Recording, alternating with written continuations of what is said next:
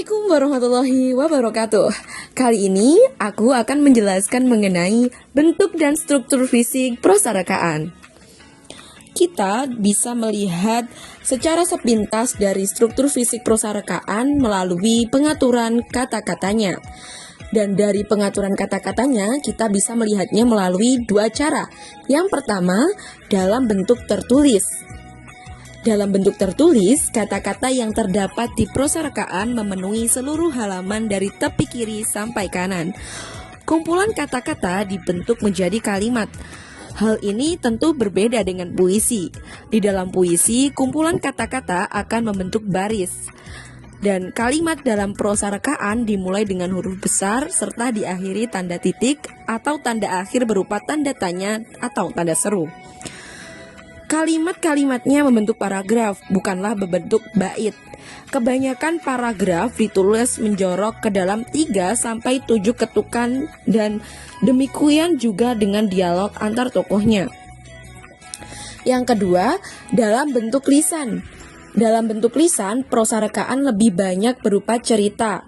Bentuk ini mempunyai tokoh, jalan cerita, latar cerita, tema, nilai-nilai yang disampaikan yang cukup jelas. Prosarekaan dibedakan atas prosa lama dan juga prosa modern.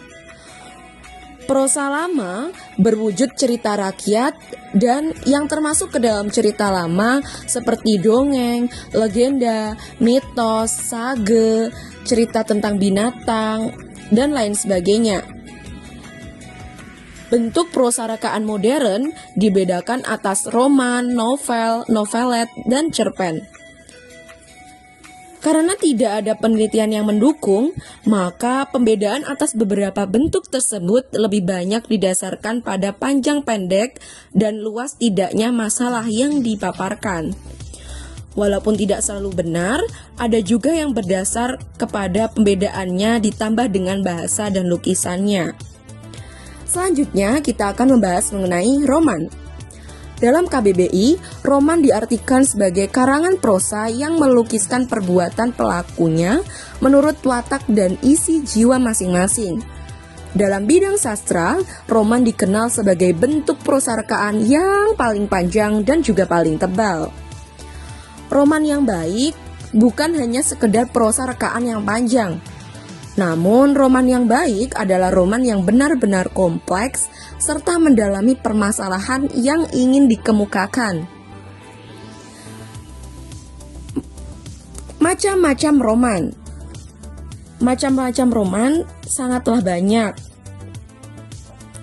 Ada roman berangsur atau bersambung, yaitu berbentuk cerita bersambung. Yang kedua, ada roman detektif, yaitu cerita roman yang mengisahkan perbuatan-perbuatan detektif. Yang ketiga, ada roman picisan atau kodian, yaitu roman yang nilai kesastraannya rendah karena hanya menceritakan masalah percintaan saja atau menceritakan peristiwa yang kurang mendidik. Ada pula roman masyarakat, yaitu cerita roman yang melukiskan kehidupan di masyarakat. Dan yang terakhir, roman sejarah, yang merupakan cerita roman yang disusun berdasarkan peristiwa sejarah di masa lalu. Selanjutnya, novel. Novel merupakan bentuk prosarekaan yang lebih pendek daripada roman. Jadi, novel ini lebih pendek daripada roman yang tadi kan roman adalah cerita yang paling panjang. Kalau novel ini lebih ringan atau lebih sedikit pembahasannya. Dalam KBBI, novel diartikan sebagai karangan yang panjang, mengandung rangkaian cerita kehidupan seseorang dengan orang-orang di sekelilingnya dengan menonjolkan watak dan sifat setiap pelaku. Bahasa yang digunakan dalam novel lebih mirip bahasa sehari-hari. Meskipun demikian, penggarapan unsur-unsur intrinsik masih terbilang lengkap. Di dalam novel memuat tema, plot, latar, gaya bahasa, nilai, tokoh, serta penokohan. Walaupun yang ditekankan aspek tertentu dari unsur intrinsik tersebut. Selanjutnya adalah cerpen.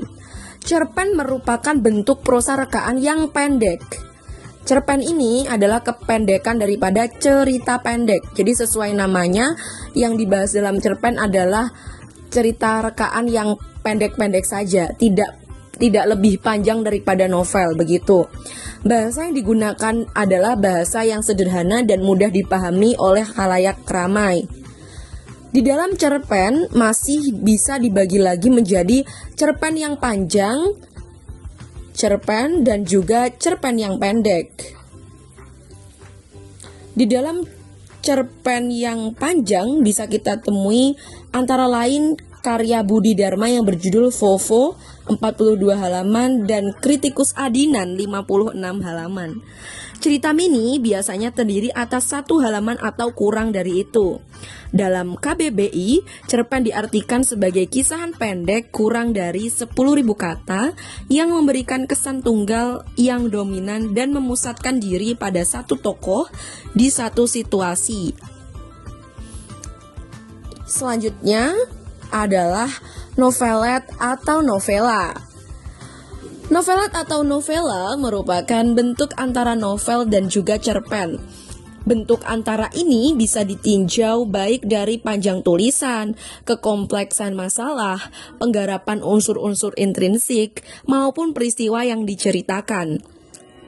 Dalam Kamus Besar Bahasa Indonesia sendiri, novela diartikan sebagai kisahan prosa rekaan yang lebih panjang dan lebih kompleks daripada cerita pendek, tetapi tidak sepanjang novel. Jangkauannya biasanya terbatas pada satu peristiwa, satu keadaan, dan satu titik tikaian. Jadi hanya berpusat pada satu pembahasan, satu situasi saja. Contoh-contoh novelet yang sering kita jumpai di majalah yaitu di majalah Sarina, Kartini, dan Femina dengan bentuk separuh dari halaman majalah memanjang. Demikianlah penjelasan saya mengenai bentuk dan struktur fisik prosa rekaan. Sekian, sampai bertemu di video selanjutnya. Terima kasih.